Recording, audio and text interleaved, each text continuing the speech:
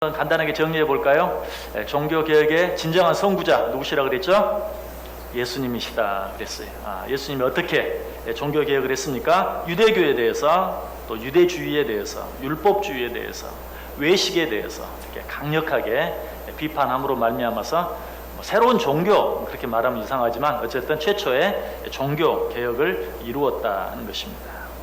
그리고 AD 300년경에 어거스틴 에 대해서 우리가 생각해 보았죠. 그는 가견교회와 불가견교회를 나누었어요. 또 삼위일체에 대해서도 이야기했어요. 그리고 조직적으로는 처음으로 하나님의 은혜, 물론 그것이 없었던 게 아니죠. 성경에 다 나와 있는 거지만 하나님의 은혜로 구원받는 것에 대해서 체계적으로 우리에게 가르쳐 주었던 사람이다. 어거스틴은 어디 사람이라고 그랬어요? 아프리카 사람이라고 그랬어요. 그리고 피에르 발도에 대해 생각해 보았죠. 피에르 어디 사람이라고요? 프랑스 사람. 피에르 가르데 생각하면 된다 그랬죠. 피에르 발도. 발도가 한 대표적인 일은 프랑스 성경을 프랑스 말로 번역한 그런 사람이고, 만인 제사장론을 주장하고 고해 성사를 반대하고 연옥을 반대하고, 또 존 위클리프라는 사람이 있었죠. 영국 사람이었어요. 이 사람이 한 일은, 가장 대표적인 일이 역시 성경을 영어로 번역한 일이라고 그랬어요. 그래서 위클리프 번역 선교회가 지금도 활동하고 있다. 화채설을 부인했고 임재설을 주장했다. 이제 이 정도 말하면 대충 의미는 알죠? 화채설은 뭔지, 임재설은 뭔지, 성만찬의 관계에 대해서 화채설은 반대하고 임재설을 주장했다는 것. 그리고 체코의 얀 후스는 또 역시 체코말로 성경을 번역하고 체코말로 찬송가까지도 보급하는 그런 사람이었다. 그리고 역시 화채설을 부인함으로 말미암아서 성찬식 때 포도주도 평신도들에게 주어야 한다는 것을 주장했던 그런 사람. 그리고 교황 무호를 반대했고 성직 매매를 반대했던 그런 사람이다. 그리고 이탈리아의 사보나롤라라는 사람이 있었죠. 사보나롤라. 이 사람은 지금의 플로렌스, 피렌체라는 도시를 성시화 하려고 하는 그런 운동을 했고, 역시 그도 교황 무호설 등을 반대했고, 특별히 그 사치스러운 생활, 이런 것들을 비도덕적인 것으로, 비신앙적인 것으로 간주하고 이런 것들을 반대했던 그런 사람이다. 특별히 이 사보나롤라는 이 성직자들의 성적 타락에 대해서 굉장히 강력하게, 당시 감히 입도 뗄 수 없는 그런 일이었는데 아주 강력하게 그렇게 반대했던 그런 사람이었다. 여기까지가 이제 종교개혁의 선구자들, 우리가 생각하는 종교개혁을 일으킬 수 있는 그런 기초를 마련한 사람들이었다 하는 것이고, 그러면 실제적인 종교개혁자는 누구냐? 우리가 잘 아는 것처럼 마르틴 루터, 1517년. 그래서 우리가 종교개혁 500주년이라고 부른다고 그랬죠. 왜? 마르틴 루터가 1517년에 95개조의 반박문, 뭐에 대한? 면죄부에 대한 95개조의 반박문을 내걸고 개혁의 기초를 든 것이 1517년. 그래서 그날부터 지금까지 정확하게 500년. 그래서 실제적인 종교개혁하면 마르틴 루터부터 생각할 수 있는데, 마르틴 루터에 대해서 생각해 보았습니다. 방금 말씀드린 것처럼 마르틴 루터의 대표적인 종교개혁 행위는 면죄부 반대. 면죄부는 비신앙적인 것이다. 면죄부로 우리가 구원받을 수 있는 것이 아니다. 그도 그리고 특별히 만인 제사장론을 주장했어요. 그리고 그가 죽음의 위협 가운데 그 프리드리 선제후가 자기를 납치하다시피 마르크부르크 성에 데리고 가서 자기를 피신시켜 줬을 때 거기서 독일어로 성경을 번역한. 그러니까 이 종교개혁과 성경 번역은 뗄 수가 없어요. 발도가 프랑스어로 성경 번역했죠. 위클리프가 영어로 성경 번역했죠. 후스가 체코어로 성경 번역했죠. 그리고 루터가 독일어로 성경 번역했죠. 이건 벌써 뭐예요? 개혁은 다른 게 아니에요. 말씀으로 돌아가는. 그러니까 그 전까지는 그냥 말씀을 읽지도 못하고 그냥 듣기만 하는 그런 것이었는데, 이처럼 다 자기 나라 말로 성경을 번역해서 읽게 만드는, 이게 종교개혁이에요. 그러니까 우리는 이미 성책을 가지고 있죠. 그러니까 어때요? 정말 그 말씀에 창념해서 말씀을 읽고 듣고 배우고 묵상하고 그 말씀대로 살아가는 것, 그것이 종교개혁이고, 이 종교개혁을 한 종교개혁자들의 그 종교개혁을 헛되지 않게 하는, 우리는 정말 그들이 그 성경을 그렇게 번역하게 하기 위해서 얼마나 많은 피와 땀을 흘렸는가, 얼마나 많은 순교를 했는가 하는 것들을 생각하지 못하고 성경을 너무 가볍게 대하는, 그들이 목숨을 걸고 성경을 번역했던 것처럼 우리는 목숨을 걸고 이 성경에 창념할 수 있어야 된다. 그것이 종교개혁을 헛되게 하지 않는. 그리고 역시 이 루터도 그 체코의 후스처럼 성경만 번역한 게 아니라 독일어 찬송도 독일어 찬송 가사를 친히 작사하기도 하고 뭐 작곡도 하고 그리고 그래서 대표적인 찬송이 뭐라 그랬죠? 내주는 강한 성이요. 지금의 독일의 국가인 그것도 이 루터가 작사한 그런 노래이다 하는 것. 독일어 성경 번역, 독일어 찬송 작사 작곡, 또 뭐 만인사장론 등등을 주장했다는 것입니다. 그리고 이제 멜랑히톤에 대해 생각해 보았죠. 멜랑히톤은 루터가 한 종교 개혁을 완성한 사람이다라고 말할 수 있다고 그랬어요. 제가 멜랑히톤에 대해서 말할 때 말씀을 안 드렸던 것 같은데, 멜랑히톤은 다른 모든 종교 개혁과들은 달리 사제도 아니고 성직자도 아니고 사제도 아니고 목사도 아니고 평신도였어요. 그냥 학교 교수였고 학자였어요. 21살에 대학 교수로 청빙을 받을 정도로 뛰어난 천재였다고 그랬죠. 특별히 히브리어, 헬라어, 라틴어에 능통한. 여러분, 이 멜랑히톤이라는 이름이 헬라어예요. 원래 자기 이름이 아니에요. 자기 이름을 헬라어로 바꿨어요. 멜랑히톤이라고.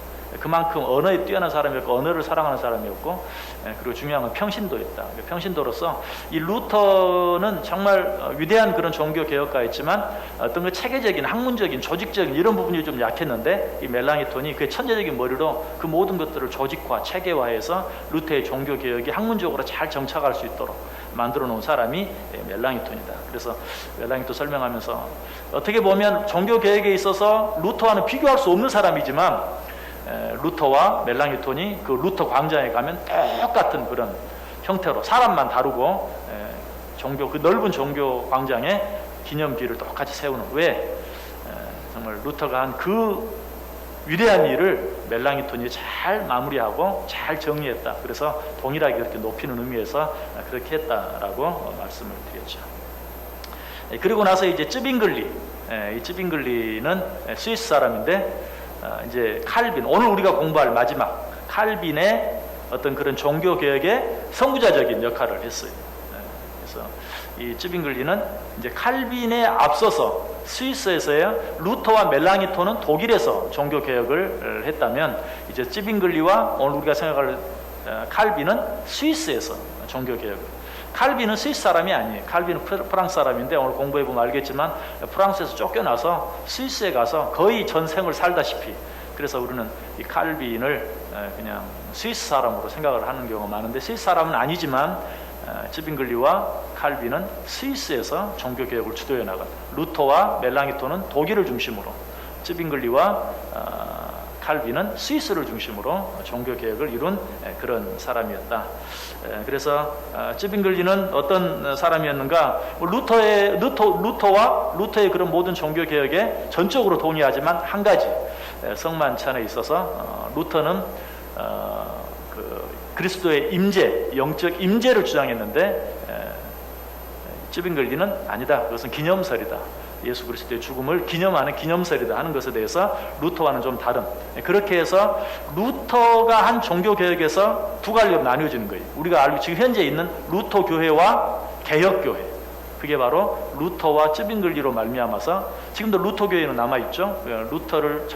루터의 그 내용을 그대로 전적으로 쫓는 교회가 루터 교회고, 쯔빙글리로 말미암아서 성만찬에 있어서 조금 견해를 달리하는 그 교회가 바로 개혁파 교회. 우리는 그 개혁파에 속해 있죠. 쯔빙글리가 시작한 이 종교개혁을 이제 누가, 아까 루터가 시작한 종교개혁을 멜랑히톤이 잘 정리하고 한 것처럼, 쯔빙글리가 시작한 그런 종교개혁을 스위스에서 누가, 칼빈이 그것을 아주 잘, 칼빈도 역시 천재적인 그런 사람이었어요. 칼빈이 그것을 잘 정리해서 정말 칼빈주의 신학, 개혁주의 신학을 만들어냈고, 바로 우리가 그 칼빈의 교리를 따르는 칼빈주의에 속해 있는 그런 교회가 되었죠. 그래서 오늘 이제 마지막으로 이 존 칼빈에 대해서 공부함으로 종교 개혁자들에 대해서 모두 마치도록 그렇게 하겠습니다. 아까도 말씀드렸던 것처럼 칼빈은 프랑스에서 태어났어요. 프랑스 누아용이라는 곳에서 태어났습니다. 1509년에 프랑스 누아용에서 태어났다. 자, 칼빈의 사진 한번 보여주시겠어요? 초상화. 잘생겼죠? 네, 그리고 좀 벌써 좀 좀 예리하게 생긴 그런 느낌이 들죠. 존 칼빈, 영어로 얘기하면 존 칼빈, 스위스어로 얘기하면 장 깔백. 우리는 이제 워낙 칼빈에 익숙해 있으니까 장 깔뱅이 그의 이름이 올바른 발음입니다. 그러나 뭐 영어로 존 칼빈이라고 불리어져. 그 다음 사진도요. 뭐 또 다른 그런 사진인데 이 사진은 조금 좀 무섭게 보이기도 하는데 역시 같은 사진입니다. 그 다음 사진이요. 제 얼굴이 저 글씨에 가렸어요. 제 얼굴을 봐야 되는데. 저기 칼빈이 태어났던 누아용에 있는 칼빈의 생가입니다. 칼빈은 뭐 집을 보면 알 수 있죠. 상당히 괜찮은 집안에서 태어났습니다. 아버지가 그 소송 대리인, 뭐 판사나 검사나 이런 사람은 아니었지만 법정에서 일하는 소송 대리인으로서 그 높은 사람들과 많이 접촉하고 높은 사람들을 많이 아는, 그래서 상당히 칼빈도 자라면서 그 아버지의 후광으로 그 귀족 사회에서 자란 그런 사람이다라고 생각할 수 있어요. 파리 대학에서 신학을 공부했어요. 루터의 아버지와는 달리 루터의 아버지는 너는 법을 공부해라.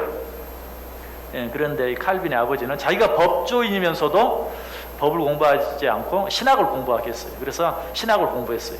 그런데 이 칼빈의 아버지와 당시 누아용의 주교였던 사람과 싸움이 있었어요. 그래가지고 이 파리 대학의 신학과에 관계하고 있는 이 주교와 이 칼빈의 아버지 간에 다툼이 있어가지고 칼빈이 학교에서 요즘 말로 하면 잘립니다. 그래서 신학을 마치질 못해요. 아마 아버지도 화가 났는지 너 신학 그만하고 이제 법 공부해. 처음부터가 아니고 신학을 더 이상 못하게 되었을 때 신학을 중도에 그만두고 이제 법을 공부한. 그래서 이 오렐레앙 대학에서 법학을 공부해서 1533년에 법학 박사 학위까지 받은 사람이 바로 존 칼빈입니다. 그런 후에 그 당시 프랑스에 있었던 성경 연구와 기도를 위해 조직된 그런 개혁파 기도 모임이라고도 할 수 있고 성경 공부 모임이라고도 할 수 있는 그 모임에 참석했다가 그가 칼빈이 한 24세 되었을 때 회심을 경험하게 됩니다. 여기서 이 회심이라는 것은 뭐 그 전부터 신학까지 이미 공부한 사람인데 그 하나님을 몰랐던 사람이 하나님을 알게 된 게 아니라 내가 지금까지 알고 있었던 오늘 우리가 말하는 그 로마 카톨릭의 교리, 그것이 얼마나 잘못된 것인가, 얼마나 비성경적인 것인가 하는 것을 깨닫게 돼요. 그러면서 그는 말해요. 그때의 그 깨달음이 무슨 공부에 의해서 깨달은 것이 아니다. 하나님이 나에게 직접적으로 하나님의 말씀을, 하나님의 뜻을 나에게 가르쳐 주셨다라고 이야기해요. 이건 상당히 놀라운 겁니다. 왜냐하면 그렇게 말하는 건 칼빈 스타일이 아니거든요. 칼빈은 굉장히 철저한 이론가고 학문에 뛰어난 사람이고 하기 때문에 이렇게 하나님께 무슨 계시를 봐 이런 식의 말은 칼빈에게 아주 어울리지 않는 말이에요. 그렇지만 칼빈은 분명히 말해요.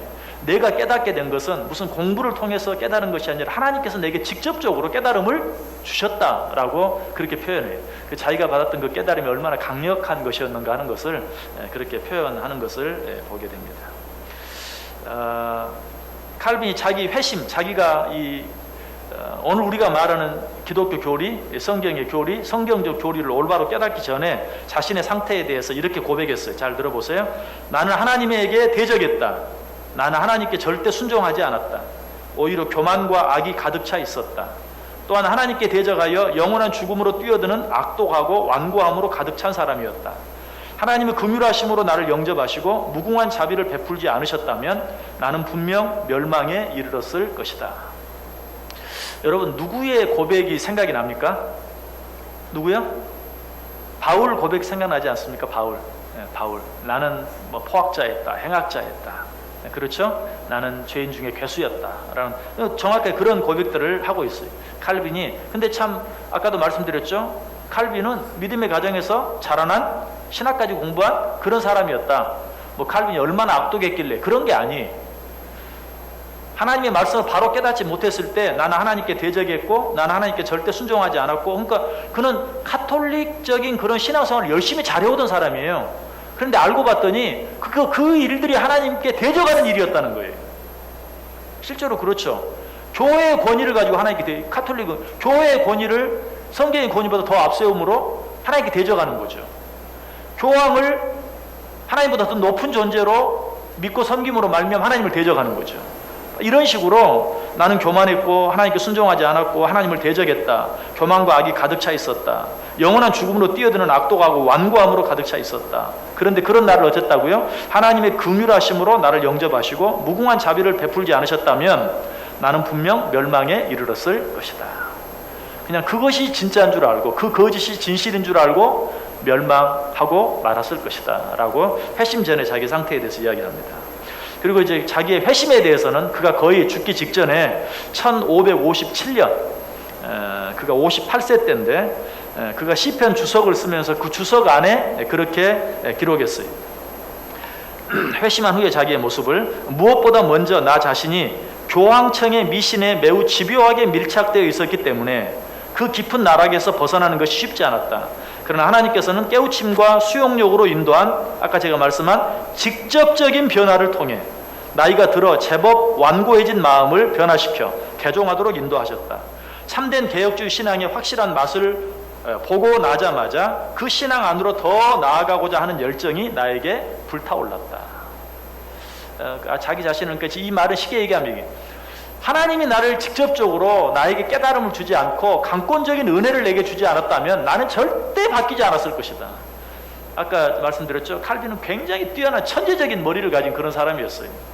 그래서 자기가 자기를 생각했을 때 하나님이 직접적으로 나를 변화시켜 주시지 않고 나를 깨닫게 해주지 않았다면 그 누구도 나를 변화시키지 못했을 것이다 하는 그런 이야기를 다시 한번 하면서 그런 나를 하나님의 은혜로 직접적으로 강권적으로 변화시켜 주셨다. 그래서 나이가 제법 든 이 말도 마찬가지. 내가 뭐 누구 말에 의해서 좌지우지 될 만한 그런 때가 아니었는데 하나님이 나를 은혜 주셔서 나를 변화시켜 주셨고 새롭게 해주셨다. 그리고 내 안에 정말 더 깊은 진리를 향해 나아가고자 하는 그런 열정이 불타오르게 했다라고 그렇게 고백하고 있는 것을 보게 돼요. 이것이 뭐 거의 칼빈이 죽기 직전에 한 말이라고 생각하면 그가 얼마나 죽기 직전까지 어떤 그런 말씀에 대한 어떤 진리에 대한 종교 개혁에 대한 그런 열정이 불타 있었는가 하는 것을 쉽게 짐작할 수 있어요.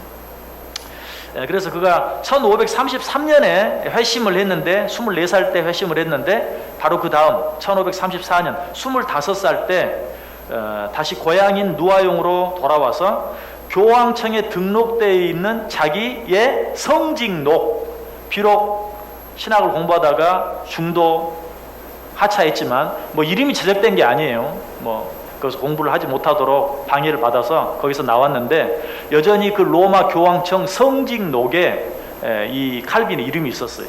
그래서 43년에 회심을 하고 난 후에 그 성직록에서 자기 스스로 아예 이름을 빼버렸어요.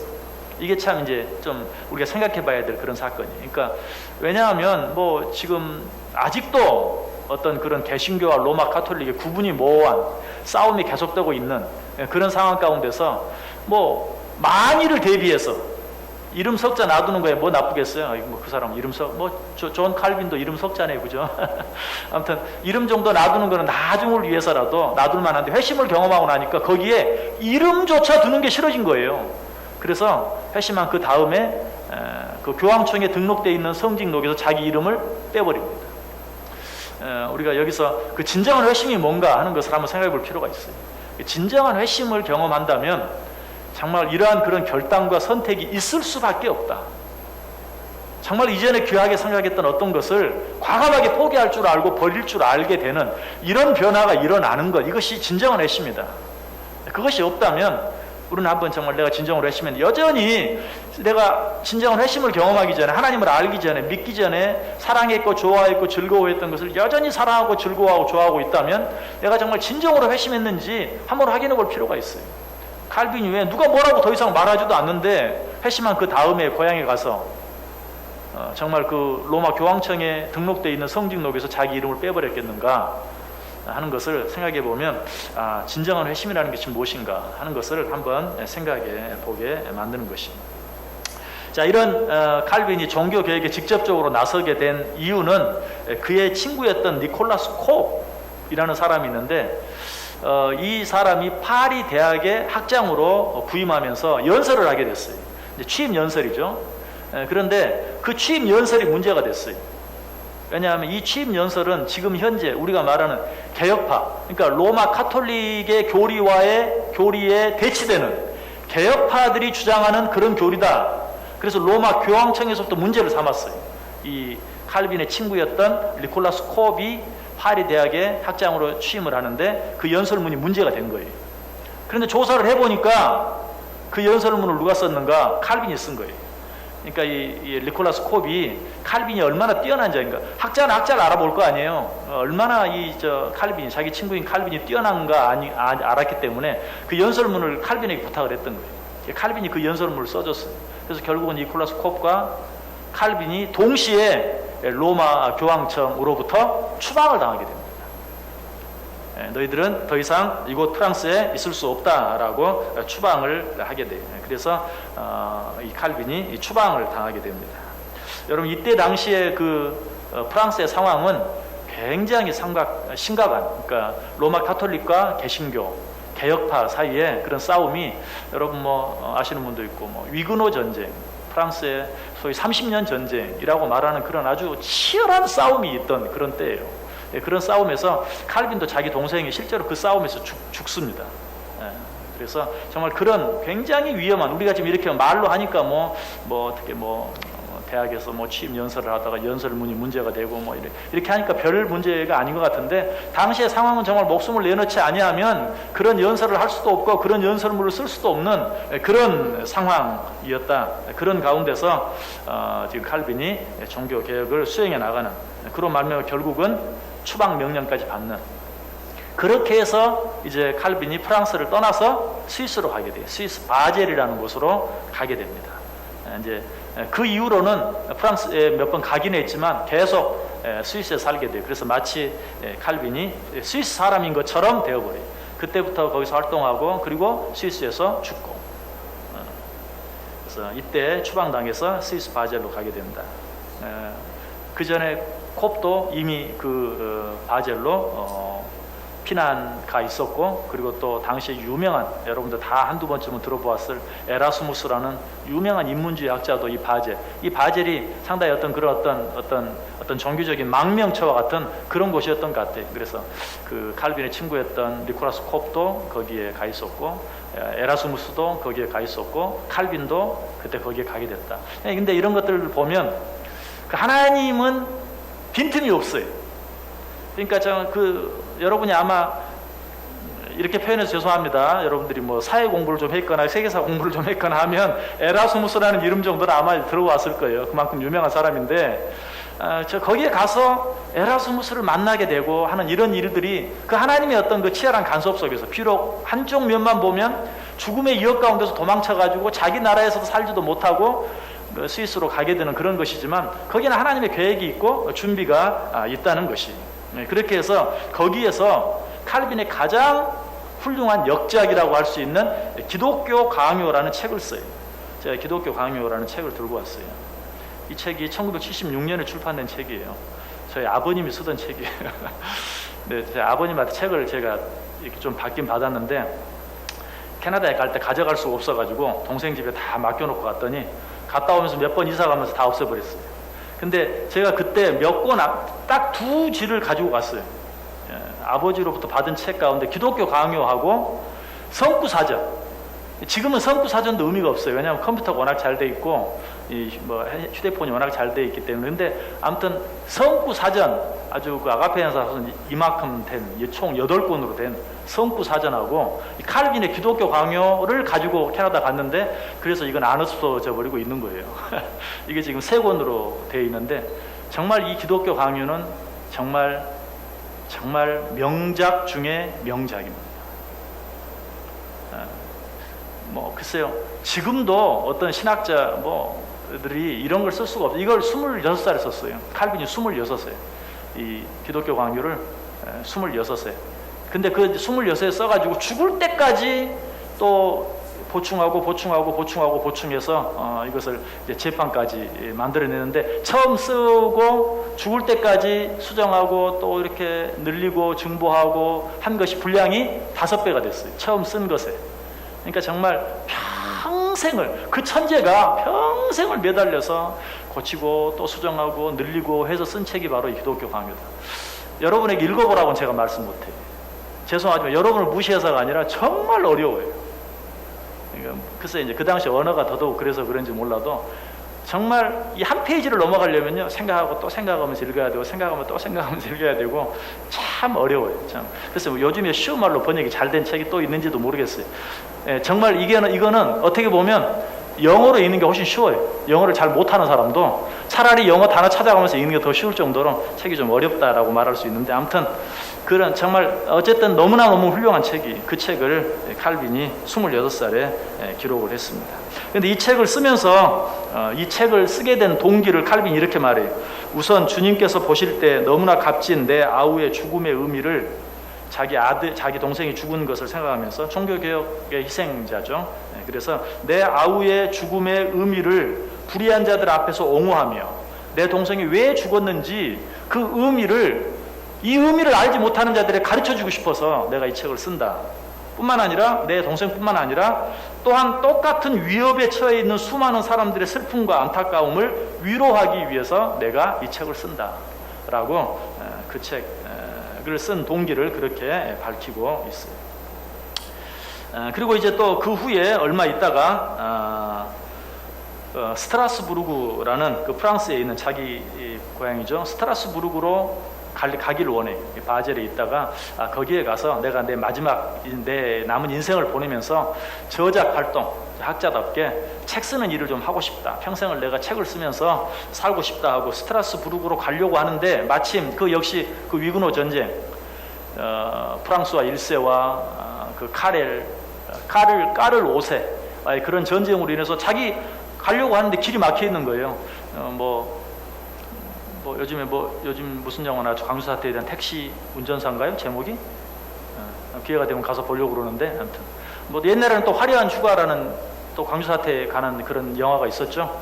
아무튼 거기에 보면 갑자기 막 길들이 막히잖아요. 가려고 내가 늘 출퇴근하는 길인데 길이 다 막혀 있는 거예요. 그런 때와 똑같이 스트라스부르크로 가려고 하는데 전쟁으로 길이 막혀 있어요.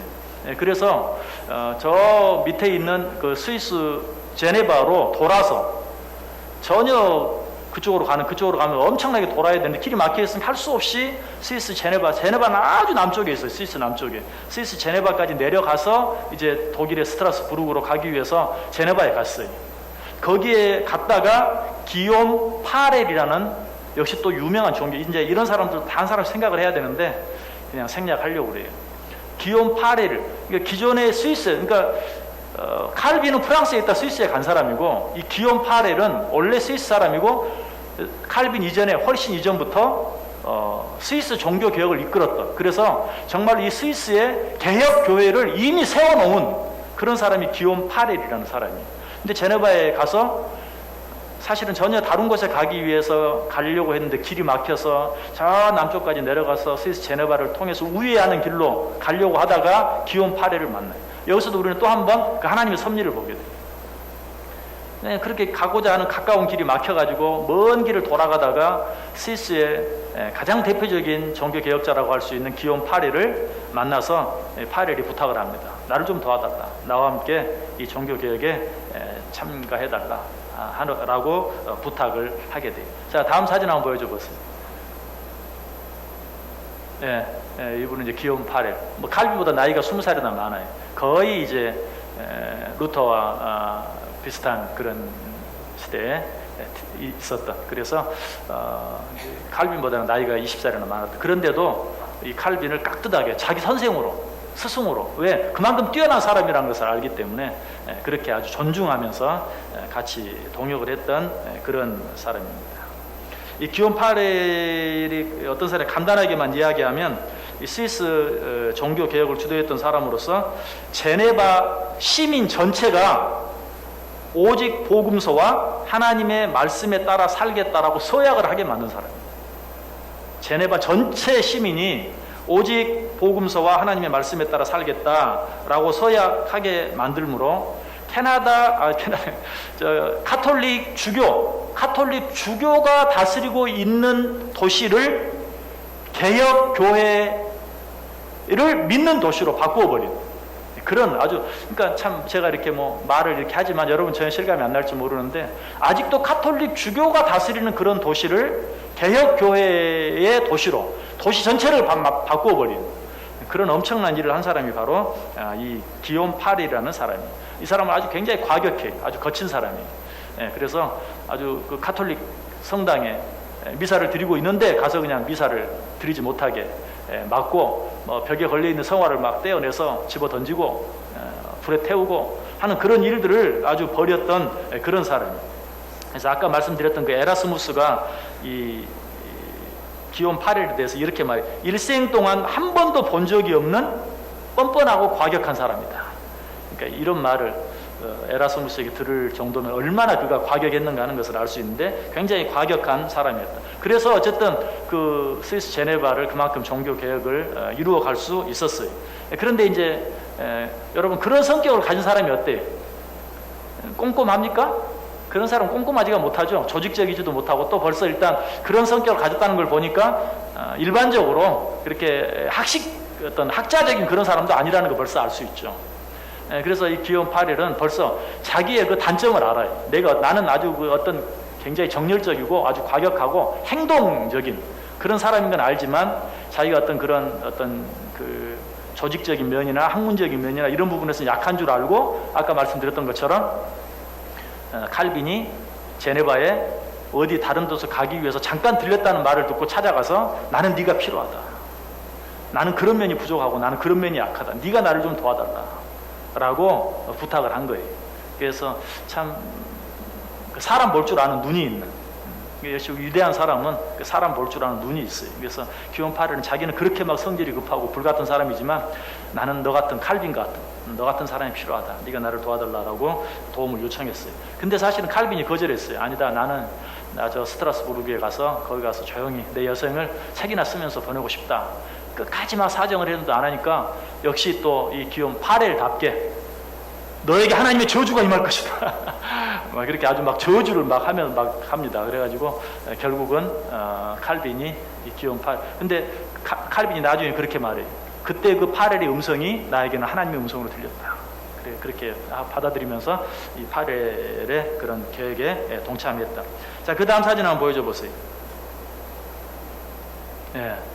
이제 이게 이제 우리가 지금까지 계속 하면서 그 독일 보름스에 있는 그 루터의 종교 개혁비 봤죠? 이제 그것이 독일 중심의 종교 개혁의 모든 것을 한눈에 볼 수 있는 그런 종교비라면, 이거는 스위스에 있는, 스위스 제네바 대학 안에 있는, 저걸 못 보고 온 게 제가 너무너무 한이 되는 거예요. 저는 그래서 지금까지 그 본 거에 대해서는 대충 그래도 나름대로 다 봤는데, 스위스는 제가 말씀드렸죠? 제네바까지 가가지고 영만 구경하고 왔다고. 그래서 제네바 대학 못 가고 칼빈의 생가만 가고, 다른 대학, 생가는 프랑스에 있어요. 아무튼 이 스위스를서 못 본 게 참 너무 한이 되는데, 아무튼 여기 보면 지금 너무 희미하네요. 여기 지금 여기가 칼빈입니다. 두 번째. 이제 이게 스위스를 중심으로 일어난 종교개혁을 한눈에 볼 수 있는, 여기 지금 4사람이 있고요, 또 이쪽에 3사람이 있고, 또 이쪽에 3사람이 있어요. 근데 이제 그 3사람들은 정말 간접적인 사람들이고, 직접적으로 칼빈이 두 번째 있는 사람이 칼빈입니다. 그리고 여기가 기욤 파렐, 정말 칼빈의 어떤 종교개혁의 어떤 정신적인 아버지와 같기도 하고 멘토 같기도 한 기욤 파렐이고요. 그 다음에 세 번째 사람이 베자입니다. 베자. 이 베자는 이제 칼빈이 죽은 뒤에 칼빈의 후계자가 되어서 스위스 종교를 이끌어갔다. 그러니까 스위스 종교 개혁에 3대가 있는 거예요. 기욤 파렐, 그리고 칼빈, 그리고 베자. 이 세 사람이 있고, 그 다음에 여기는 존 낙스인데, 존 낙스는 어쩌면 여기와는 직접 관계가 없는데 왜 여기 있는가? 이 사람은 영국 스코틀랜드 사람인데, 이제 칼빈의 그 이론을, 칼빈의 그런 여러 가지 교리적인 것을 잘 받아가지고 칼빈의 교리에 근거해서 스코틀랜드 장로교를 만든 사람이 존 낙스입니다. 낙스. 그러니까 이제 여긴 전부 이제 칼빈과 관계된 칼빈의 정신적인 멘토인 기욤 파렐, 칼빈의 후계자, 칼빈의 뒤를 이었던, 그리고 이제 칼빈이 이제 이따 제가 얘기하겠지만 당시에 제네바 아카데미를 만들었어요. 그런데 그 제네바 지금의 제네바 대학의 전신입니다. 그 칼빈이 만든 거예요. 만들었는데 이 베자가 그 제네바 아카데미, 당시 제네바 아카데미 초대 학장이 되면서 칼빈이 죽은 뒤에 칼빈의 뒤를 잇는 후계자가 되는 그런. 그래서 여기 이제 이 네 사람의 동상은 스위스를 중심한 종교 개혁의 모든 것을 한눈에 보여주는 그런 동상이에요.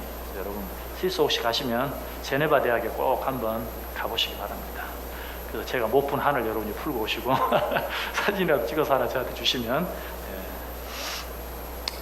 이렇게 있어요. 그래서 뭐 아까도 말씀드렸던 것처럼 이제 파렐은 이런 별명들을 갖고 있어. 종교 개혁의 엘리야, 사제들을 향한 채찍. 얼마나 과격했으면. 벼락 같은 사람.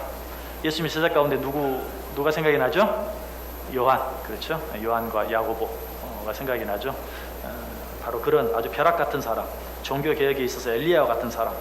그러면서도 칼빈의 영적 멘토이자 아버지와 같은 그런 사람이었다. 그 베자는 아까 말씀드린 세 번째 있는 사람, 제네바 아카데미 초대 학장이었고 칼빈이 죽은 후 그의 후계자였다. 존 낙스는 이 칼빈주의의 교리를 이어받아서 스코틀랜드 장로교를 창시한 그런 사람이고 스코틀랜드 장로교를 세운 그런 사람이다. 그래서 그 루터, 보름스에 있는 루터의 종교개혁비, 스위스에 있는 이 종교개혁비를 통해서 우리가 정말 기억해야 될 것은 혼자 할 수 있는 게 아니, 어떤 위대한 일을 혼자 이룰 수 있는 게 아니. 자, 루터도 혼자 하는 게 아니고 그 루터 옆에 있었던 네 사람, 또 주변에 둘러싸고 있었던 또 네 사람, 이런 사람들이 없었으면 종교개혁이 없었고, 칼빈도 기욤 파렐 아니나 베자 또 존 낙스 같은 이런 사람이 없었다면 그 종교개혁이 이루어질 수 없는 그런 일이었다. 성경 한번 찾아보고 지나갑시다. 전도서 4장 한번 펴보시기 바랍니다. 전도서 4장 9절에서 12절까지.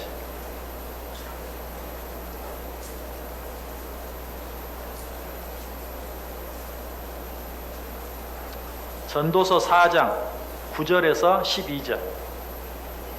자, 우리 다 같이 한 목소리 읽어볼까요? 두 사람이 한 사람보다 나음은 그들이 수고함으로 좋은 상을 얻을 것입니다.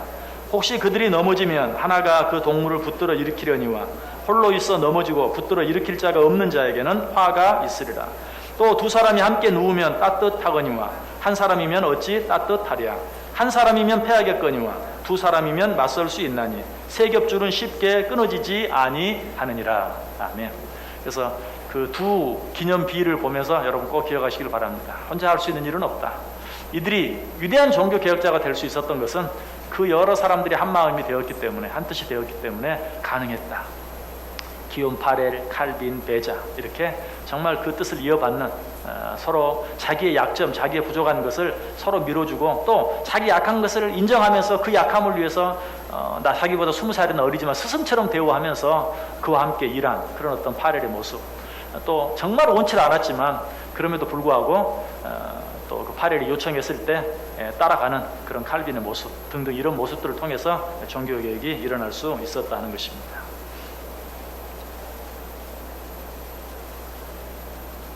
이제 그렇게 해서 이 칼빈이 이제 제네바에 남아서 종교개혁 운동을 파렐과 같이 하게 돼요. 그런데 칼빈도 종교개혁을 하는 것에 있어서는 성격이 그렇게 과격하지는 않았지만 너무나 완벽한 사람이었기 때문에 치밀하게 합니다. 그래서 지금 우리가 이제 그 성찬식을 하는데 서약을 하는 것, 그 칼빈이 그렇게 만든 거예요. 반드시 모든 사람 앞에서 서약을 해야 된다. 자기 신앙 고백을 해야 된다. 그렇게 하지 않는 사람은 절대 성만찬에 참석할 수 없다. 지금도 뭐 가톨릭은 여러분 무슨 뭐죠? 영세, 그 상관없이 그냥 앞에 나와서 누구나 다 받아요. 그 영세 안 받았어도 다 그냥 쭉 다 받아요. 그러나 우리는 어떻게 합니까? 세례받지 않은 사람, 신앙 고백하지 않은 사람은 받지 않는 것이 원칙이죠. 그게 바로 칼빈이 아주 원칙적으로 절대로 대중 앞에서 자기의 신앙을 서약하지 않은 사람은 성찬에 참여할 수 없다. 그리고 어떤 죄를 지은 사람이 공식적으로, 공개적으로 회개하지 아니하면 그 사람에게는 절대로 성만찬을 베풀 수 없다 하는 아주 굉장히 강력하게. 그래서 어떤 드러나게 어떤 죄를 지은 사람에게는 성만찬을 주지 않았어요. 그러니까 사람들에게 이제 비난도 받게 되죠. 뭐 사람들 앞에서 우리 말로 하면 마음속으로 믿고 마음속으로 고백하면 되지, 뭐 사람들 앞에서 꼭 이렇게 서약을 해야 되고, 또 뭐 내가 죄를 지은 것도 마음속으로 회개하면 되지, 뭐 내가 꼭 다른 사람 공개적으로 회개하고 그렇게 해야만 성만찬을 받을 수 있느냐, 그건 너무 심한 것이다 라고 이렇게 칼빈을 비난하기도 하고 반대하기도 하고, 결국은 그로 인해서 이제 문제가 되니까 스위스 시에서 명령을 내립니다. 원하는 사람한테는 다 성만찬 줘라, 그렇게 말해요. 근데 칼빈은 그때 이렇게 말해요. 주님의 성스러운 육체를 개들에게 던져버리니 차라리 죽어버리겠다. 아주 역시 칼빈도 아주 보통 사람이 아니죠. 그렇게 아무에게나 성만찬 베풀려면 나는 죽어버리겠다라고 말할 정도로, 결국은 그래서 그도 또 거기서 한번 쫓겨나요. 결국 이제 사람들의 민심이 이 칼빈이 너무 철저하게 하니까 그게 싫어서 칼빈을 다시 쫓아냅니다. 그래서 제네바에서 또 쫓겨나요. 그리고 나서 이제 그가 처음에 가려고 했던 스트라스부르크로 가요. 스트라스부르크에 가서 거기서 참 좋은 시간을 보냅니다. 진짜 그가 원했던 것처럼 책도 많이 쓰고 거기서 결혼도 하고요. 그래서 영적으로나 인간적으로나 참 편안하고 행복한 시간을 거기서 쫓겨나서 이제 스트라스부르크에서 지내고 있었어요.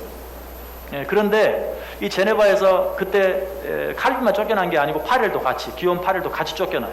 그들이 쫓겨나고 나서 2년도 채 되지 않아서 다시 제네바에서 그들을 부릅니다. 파렐과 칼빈을. 왜 불렀는가? 그렇게 철저하게 했던 기욤 파렐과 칼빈을 쫓아냈더니 이 기존 또 그 정치 권력을 가진 사람들이 막 부정과 부패를 행하고, 또 로마 가톨릭의 그런 힘을 갖고 있던 사람들이 또 이렇게 부정을 행하고 하는 모습을 보니까 차라리 그때가 낫다. 파렐, 칼빈, 그들이 막 철저하게 하는 때가 낫다 해서 파렐과 칼빈을 또 다시 제네바에서 또 불러요. 파렐은 갑니다. 근데 칼빈은 그때도 난 안 가. 난 절대 안 가. 그러자 파렐이 또 사정을 해요. 아무리 사정으로 안 되니까 또 그럽니다. 또 처음하고 똑같이, 그러면 네가 지금 추구하는 그 편안하고 안락한 모든 삶은 저주로 바뀔 것이다. 또 파렐이 그렇게 또 해서 칼빈이 또 그때도 순종하고 정말 이제 가정까지 이루고 편안하게 안락하게 살고 있는 그런, 사실 칼빈은 굉장히 몸이 약한 사람이었어요. 아니, 진짜 요즘 말로 하면 종합병원과 같은, 일찍 죽기도 했고, 그런 사람이 편안하게 살고 싶은데 또 파렐이 또 옛날에 자기 그 죽음의 소굴 같은 그런 곳으로 부르니까 안 가려고 하는 게 당연하죠. 그러나 파렐이 또 사정하고 또 강하게 이야기하니까 또 다시 제네바로 와요. 그렇게 해서 이제 거기에서 이 제네바 시를 정말 거룩한 시로, 그래서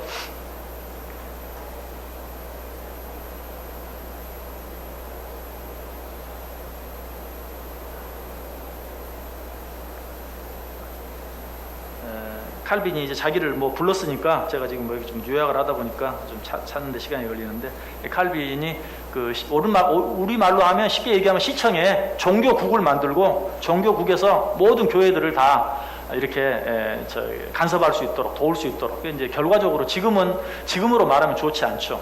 그런데 칼빈에게는 그런 어떤 신정 정치, 신정 국가를 만드는 그런 꿈이 있었어요. 그래서 그런 종교국을 만들어서 모든 그런 교회들을 관할하게 하고, 이렇게 잘못된 것들이 없는지 살피도록 하는, 그리고 잘못하면 뭐 교회 안에서도 잘못하면 그냥 감옥에 갖다 가두는. 그리고 실제로 칼빈으로 말미암아서 사형을 당한 사람들이 굉장히 많습니다.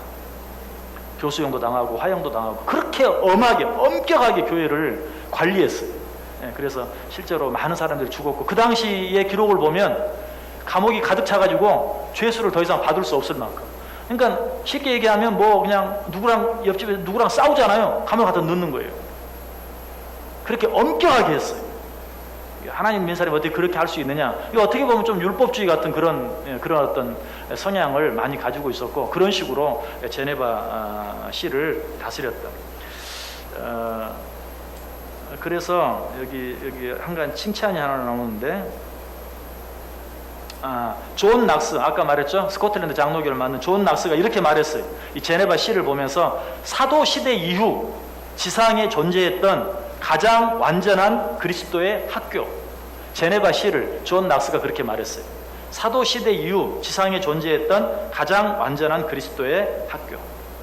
근데 이제 이렇게 얘기하면 칼빈이 그렇게 엄격했고, 칼빈이 그렇게 무서운 사람이었고, 칼빈이 그렇게 아주 엄한 사람이었구나. 그럼에도 불구하고 칼빈을 우리가 존경해야 되는 것은 그런 엄격한 규율을 만들어 놓고 다른 사람에게만 적용한 게 아니라 자기 자신에게 제일 먼저 적용했다는 거예요. 자기 자신의 삶을 아주 엄격하게 하루 서너 시간의 잠만 자고, 칼빈은 평생 동안 하루 한 끼만 먹었어요. 그러니까 어떻게 보면 좀 금욕주의적인 그런 어떤 것도 남아 있었다라고 볼 수도 있는데, 글쎄요, 어쩌면 또 뭐 미국의 누구죠? 오늘 생각이 안 나는데, 미국의 대재벌 록펠러도 사실은 돈은 많았는데 하루 한 끼밖에 못 먹었죠. 뭐 몸이 너무 안 좋아가지고. 그래서 칼빈도 그랬는지 모르지만 아무튼 그렇게 잠도 조금만 자고 밥도 하루에 한 끼만 먹으면서도 그냥 밥만 먹는 일이 없었다고 그래요. 밥을 먹으면서 반드시 책을 보든지 밥을 먹으면서 글을 쓰든지 반드시 그렇게, 아무튼 자기 자신에 대해서 철저하게 그렇게 행하면서 했기 때문에 내가 당하는 일이 너무 힘들어서 원망과 비판을 하면서도 칼빈 자체를 누가 부정하거나 부인하거나 그러지는 않았다는 것입니다. 아무튼 이처럼 칼빈은 그런 철저한 그런 생활을 했고, 철저한 교회를 만들기 위해서, 완전한 그런 교회를 만들기 위해서 아무튼 애를 썼던 그런 사람이다. 그러다가 1564년에 사망했습니다. 죽으면서도 칼빈은 내 무덤도 만들지 말라, 그렇게 말했어요. 그런데 그 칼빈의 무덤이라고 마지막 사진 한번 보여줘 보실래요? 저렇게 이제 칼빈의 무덤이라고 돼 있는데요. 사람들은 말합니다. 저게 정말 칼빈의 무덤인지 확실하지 않다. 뭐 칼빈은 무덤을 만들지 말라고 했고, 그래서 저거 옆에 다른 비석들이 나와 있는 그런 사진들도 있는데, 보면은 저렇게 보니까 잘 만들어진 무덤 같은데, 옆에 있는 그런 옛날 여러분 그런 러시아에 혹시 가거나 이런 무덤에 이런 데 가보면은 굉장히 무덤이 아주 막 큰 탑처럼 쌓아져 있어가지고, 옛날 유명한 무슨 음악가들이나 유명한 사람들의 그런 무덤을 보면 굉장히 화려해요. 주변에 그렇게 돼 있어요. 근데 칼빈 무덤만 저렇게 갑자기 낮아져가지고 아무것도 없는 그런 모습인데, 전화마도 칼빈의 무덤인지 확실하지 않다라고 말하는 사람들이 있다고 합니다. 그래서 어쨌든 비속 앞에 뭐 위에다 아래다가 장 칼뱅의 무덤이라고 동판이 붙어 있긴 한데, 칼빈 자신은 나는 무덤도 만들지 말아라 라고 그렇게 유언하고 죽었다고 합니다. 예, 뭐 이 정도로 많은 내용들이 있지만 요약하도록 그렇게 하고요. 우리가 칼빈의 후예라는 거 기억하시기 바랍니다. 칼빈의 후예. 사실 우리는 그러고 보면 너무 많이 느슨해진 거예요. 너무 많이 느슨해진 거예요. 그래서 우리는 칼빈의 이처럼 엄격했던 그런 칼빈의 교리와 칼빈의 생활과 이런 것들을 본받기 위해서 칼빈주의에 입각한, 개혁주의 신학에 입각한 그런 교단, 그런 교회가 바로 우리 장로교회, 합동측 장로교회라는 사실을 깨닫고, 칼빈에 대해서 여러분들이 뭐 책을 하나 사서 읽든지 좀 자세히 읽으면서 우리 장로교를 만든 칼빈이 어떤 사람이었는지 좀 더 생각해 보면 좋겠어요. 자, 어쨌든 좀 힘든 시간들 여러분들 뭐 공부해 왔는데, 저는 그런 확신이 있어요. 여러분이 그래도 종교개혁에 대해서, 종교개혁 생뚱맞잖아요, 그죠? 종교개혁 500주년, 더더욱 우리나라에서는 뭐 좀 생뚱맞고 그런데, 종교개혁 500주년 그러면 어때요? 뭐라고 말할 수는 없지만 여러분 머릿속에 뭔가 그려지는 게 있어요, 없어요? 있어요, 없어요? 안 물어볼 테니까 대답해 보세요. 또 있어요, 그러면 또 뭐 물어볼까봐. 여러분 그려지죠? 그려지고, 또 로마 카톨릭은 뭐고 개신교는 또 뭔가 뭐 나름대로는 뭐 안다고 하면서도 좀 애매했던 것들이 어때요? 좀 정리가 됐어요, 안 됐어요? 정리가 되죠? 그리고 로마 카톨릭과 개신교가 뭐가 다른가? 그런 것도 어때요? 좀 정리가 되죠? 여러분 그래서 이제 앞으로 혹시 뭐 무슨 책을 읽거나 무슨 말을 듣는데, 제가 뭐 괜히 생색을 내려고 하는 게 아니고, 그냥 뭐 알아듣지도 못하는 말을 한 게 아니고, 여러분들이 아마 그런 것들을 알게 될 거예요. 이제는 그래서 종교 교육이 어떻게, 어떤 때에, 어떤 동네에서, 어떤 나라에서 어떻게 여러분 머릿속에 그려지고, 카톨릭과 개신교의 차이가 뭐고, 우리들이 믿고 따르는 것이 무엇이고, 카톨릭이 뭘 잘못하고 있는지, 왜 개신교가 거기에서 나왔는지 하는 이런 것들에 대해서 알게 되고, 정말 이것들을 우리가 헛되지 않게 하기 위해서 우리가 어떠한 삶을 살아야 될지 한번 생각해 볼 수 있는 기회가 될 겁니다. 그래서 어려운 시간이지만 여러분 정말 감사하고, 끝까지 잘 참여해 주셔서 감사하고, 앞으로는 진짜 종교개혁 500주년입니다. 혹시 서점에 가면 그런 책이라도 한 권 이렇게 하나 사서 한 번씩 이렇게 좀 보시고 하시면 더 도움이 될 것 같아요. 자, 그리고 또 한 가지 우리가 이 공부하면서 꼭 기억해야 될 거예요. 이것만 기억하면 된다라고 말씀드렸죠. 뭐죠? 세 가지 모토가 있었죠. 첫 번째, 솔라 그라티아, 오직 네, 제가 저기 라틴어로 읽을 테니까 여러분 한국말로 하세요. 자, 솔라 그라티아, 솔라 피데, 솔라 스크립투라.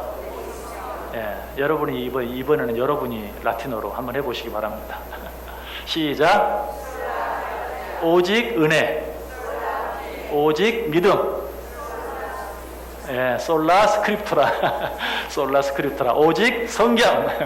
여러분 이 세 가지만 잊어버리지 않으면 이번 10주간에 걸친 이 공부는 정말 성공한 것이고요. 그 다음에 이제 뭐 뒤에 두 개가 더 붙었다 그랬죠. 이제 찌빙글리가 종교 개혁을 하면서 자기 개인적인 그런 종교 개혁의 모토로 솔루스 크리스투스, 뭐 똑같은 말이에요. 오직 그리스도, 솔루스 크리스투스. 그리고 또 한 가지는 솔리데오 글로리아, 오직 하나님께 영광. 그건 뭐 벌써 앞에 다 들어가 있는 건데, 솔리데오 글로리아, 오직 하나님께 영광, 오직 예수 그리스도. 이 두 가지를 추가해서 5가지 모토로 하기도 하는데, 뭐 이 뒤에 두 가지는 앞에 포함되어 있다고 보면 돼요. 솔라 그라티아, 솔라 피데, 솔라 스크립투라. 이 세 가지는 꼭 잊어버리지 마시고 정말 오직 은혜, 오직 믿음, 오직 성경의 삶을 살아갈 수 있는 저 여러분 꼭 될 수 있기를 간절히 바랍니다. 한번 기도하겠습니다. 하나님 감사합니다. 종교개혁 500주년 맞이해서 종교개혁에 대해, 종교개혁자들에 대해 생각해 볼 수 있게 하시니 감사합니다.